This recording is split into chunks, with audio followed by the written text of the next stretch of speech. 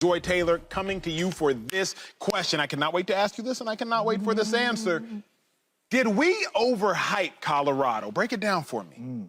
I don't think we overhyped Colorado from the sense of what was happening with Deion and the effect that he was having on college football and the excitement that he generated and the turnaround that he immediately implemented at that school. Keep in mind, they started 3-0. They won one game the year before. Now, there have been college coaches that have come in and turned programs around before, but their names were not Deion Sanders. Nope. And the expectations for them were that they would turn around that program. The expectations for Deion was not that he was going to turn around the program. In fact, very few people believed that it was even possible, let alone that he would be out to a 3-0 start, beating TCU that was in the national championship last year. So I think that we got ahead of ourselves in what he was going to be able to accomplish in the time frame that he has spent at Colorado. So from that sense, I would say yes. Picking them to beat Oregon, picking them to beat USC.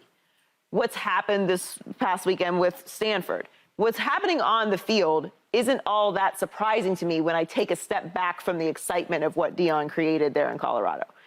But the excitement of it was real, and it would have only happened to a team coached by Deion Sanders. That's very well said. James Jones, I feel culpable for what's happened in Colorado. I feel somewhat responsible. Why is that? Because I poured so much gasoline into the hype machine. It's my fault. I feel responsible to some degree because we all were culpable in, yeah, we think they might beat Oregon. Obviously, I came on here and was like, I can't really say that. But we said it collectively. We think they might beat USC. But we did overhype them. Because when I think about what has occurred on the football field, Colorado has been average. They've been good. What Deion is doing off the football field, it has been historical. It has been generational. We will not see anything like it again, in my mind, at least in the generations of sports to come. What Deion has done off the football field, you should do dissertations on that, working on doctorate degrees. That's how good that's been. But on the field, they got 4 wins. How many more games do you think they'll win, James Jones? 2. You think they'll win 2 more? No. I pray to God they do. Oh, no. Maybe they win 1. The one I circled was last week. No doubt. Projected win total. Y'all think it's over for the win? Projected win total was 3.5. They got 4. I believe they'll get to 5. I hope they will get to 5. I pray they get to 6 because I want to see Deion in a bowl game. But when I think about what happened on the field, Jay, I'm like, it hasn't been that astounding to me. So I do feel culpable because I was a part of the hype train, and I do think we did overhype them. I don't think so, because I think the hype came from Deion and Colorado earning it, right? When Patrick Mahomes get the ball at the end of the game, what we think gonna happen?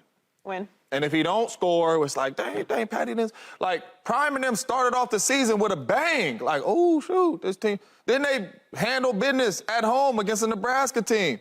Then they won in overtime. They was 3-0. They was ranked, right? And you got Prime. So now Prime has everybody believing, including us. So I don't think they were overhyped. I think all the hype that they got, they earned. Because for the first 3 weeks of the season, they backed it up, right? So as us watching it, and Shady was always one of the ones believing from the very beginning, but when they started the season, nobody would have had Colorado being 4-3 right now. Nobody. When a lot of professionals did this schedule, they like, ooh, Prime might get 2 out of that. Nobody had them right now, and they easily could be 5-2. And we ain't even talking, are they overhyped? So I think they earned the hype. Have they backed the hype up? No. But they earned the hype, and they earned game day and all this stuff, big kickoff and all. They earned all that. But they ain't backed it up. But the way they started the season, I don't think we overhyped them. No, we didn't overhype them. We didn't. I mean, we talked about earlier today about how the Cowboys, right? Player good or not good, they're going to get blew up. If they do bad, they get more criticized for it. Sir. So it's the same thing with Deion Sanders. I mean, this is Deion Sanders. This is prime time. I mean, every kid want to have his cleats, his shoes. Every kid want to do his touchdown dance. I was part of that. So when you bring a guy to a college like Colorado that hasn't won, and you think, wow, they got Deion, they going to win. They for sure going to win. That's what blew it up. So it's not like overhype. That's what the hype comes with Deion. Anywhere he goes. He went to Jackson State, and they hyped that up. They was on TVs, and game day and all them places was there. Kickoff noon, they all were there. So my thing with the overhype is you talked about earning it. That's what they did. Deion came there, he said what he said, and they beat TCU, a ranked opponent. Okay, so now it's even more hyped up. But it really was something that they actually earned. So when you say overhype, I think overhype is actually giving somebody something they really didn't deserve. But from the day one, that's what they got. That's it. Did the hype help or hurt him? In retrospect, you've been on teams. You were on the dream team, obviously, Philadelphia Eagles, 2011, I think. And so you know better than anybody on television about this question. Nnamdi Asomugha, Shady McCoy, Deshaun Jackson, Michael Vick, Vince Young as a backup quarterback, Ronnie Brown was the back. Y'all were loaded. Simon Samuel, we was. Vince Young coined y'all the dream team. I believe y'all ended up going 4-12 that year. The hype did not help. That's what happened. Did the hype hurt Colorado? Yeah, we were dreaming. We're not a dream team. 8-8 that year. 8-8. And he asked me, did what? Did the hype hurt Colorado? No.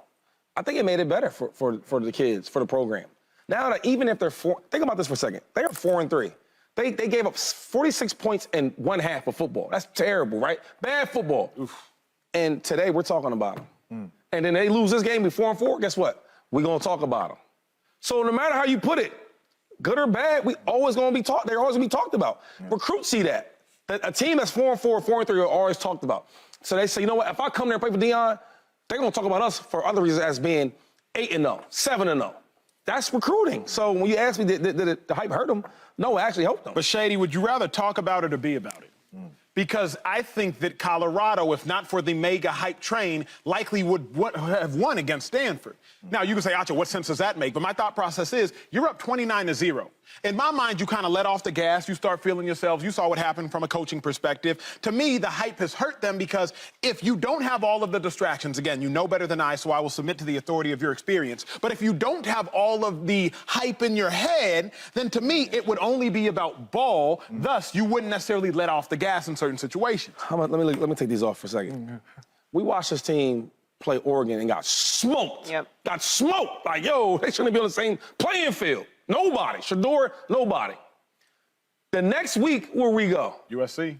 We went to watch USC play Colorado. Why would we go see that? They got smoked. They're going to lose this game for sure. Everybody was there.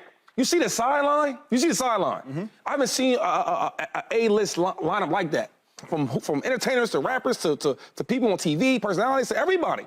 So when you ask me that, did it hurt them? How can it?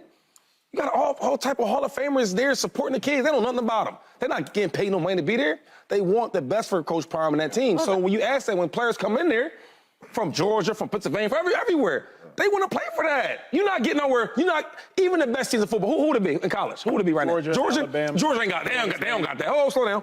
They ain't gonna have that silent like that. Who else? Florida State. They don't got that.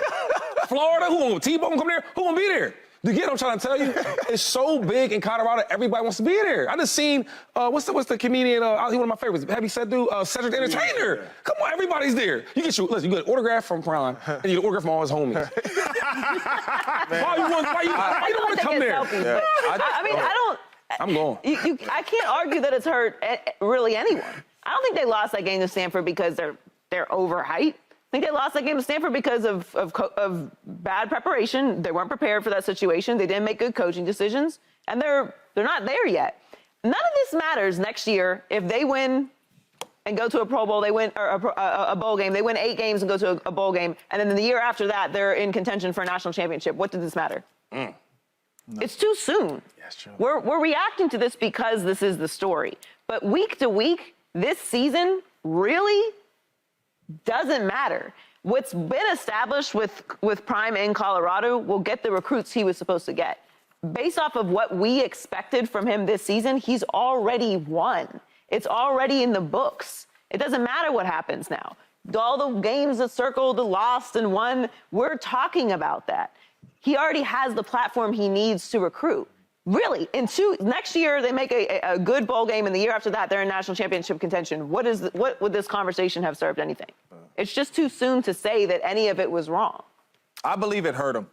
I believe the overhype hurt him, and the reason why I say that is because if you're about to play against the backup running back for some team, you like, bruh, he can't handle me. If you go on to play, I ain't gonna say San Jose State because we like that, but if you're going to play Toledo or something, if you're Oregon and you're going to play Toledo, you're gonna be like, we finna slap these boys.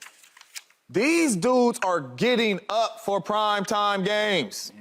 Like, you got to understand, we heard the speech for the Oregon coach. If he was playing San Jose State, that wouldn't have been his speech. That's a good message. So, like, until these players understand, Prime Time is your coach. You are about to get everybody best shot. Whether you got 1 win or whether you got 10 wins, you're going to be in trouble. I don't think they understand that yet. I think they just think like, oh, we watch tape, we're better football. No, it's going to be a different team coming in here because they are coming to get you. Everybody walking in like this.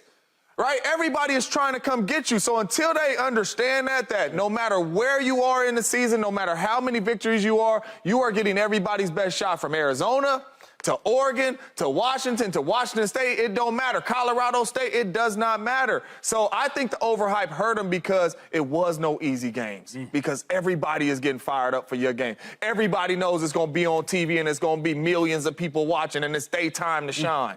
Right? And it bit them. I believe it bit them in certain games, especially like that Stanford game. Subscribe here to get the latest from Speak and go watch a few segments from our other shows on FS1.